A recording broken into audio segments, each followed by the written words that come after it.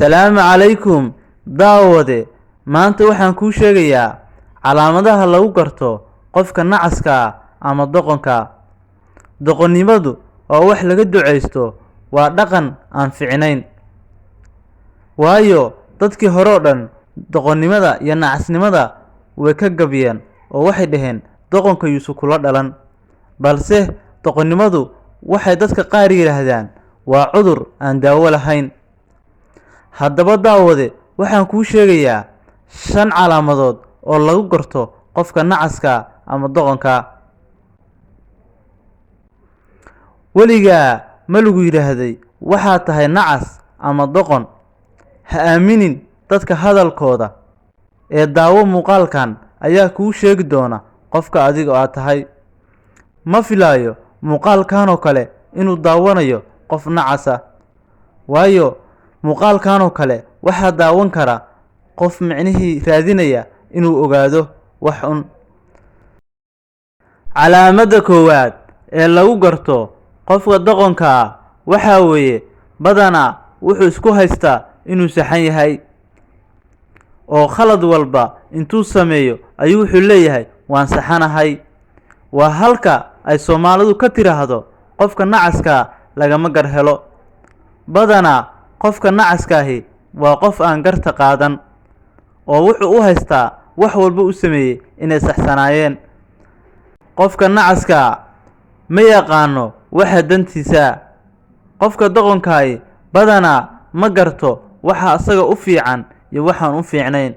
waa qof mar walba ku mashquulsan waxaan asaga aan dan ugu jirin. waa qof fiiriya waxyaabaha yaryarka oo basiidka oo aan macnaha lahayn. calaamada saddexaad ee lagu garto qofka nacaska ama doqonka wuxuu aaminaa waxyaabaha ay dadku sheegaan ama ay buunbuuniyaan. badanaa waxyaabaha ay dadku buunbuuniyaan 90% maaha wax run ah ee waxay noqdaan wax been ah. qofka doqonkaahi wuxuu aaminayaa waxyaabaha ay dadku buunbuuniyaan.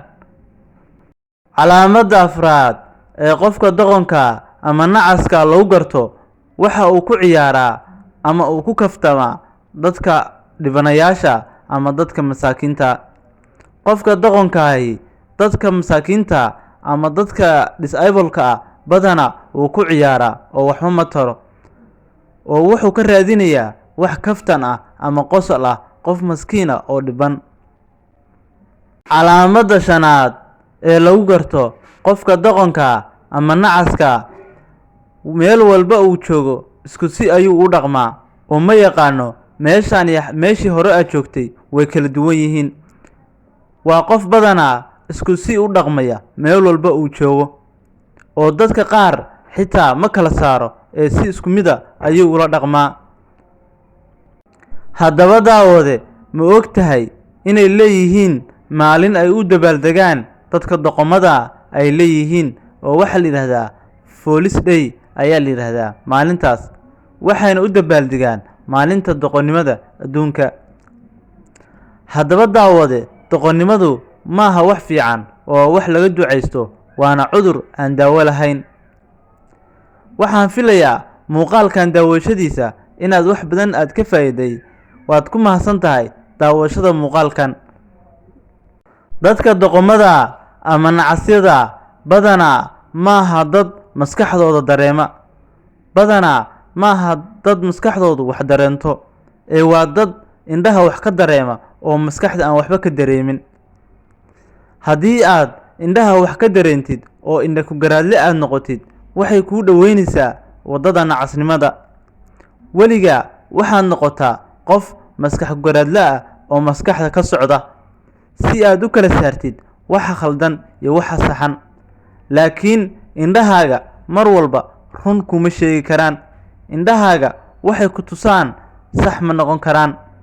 indhahaagu wax ayay ku tusayaan, waxaasna ma sheegi kartid inay sax iyo khalad yihiin. daawade, waad ku mahadsan tahay daawashada muuqaalkan. fadlan nagu dhiirigeli subscribe saan kugu soo badino muuqaalo noocan oo kale ah oo ku xiiso gelin doona.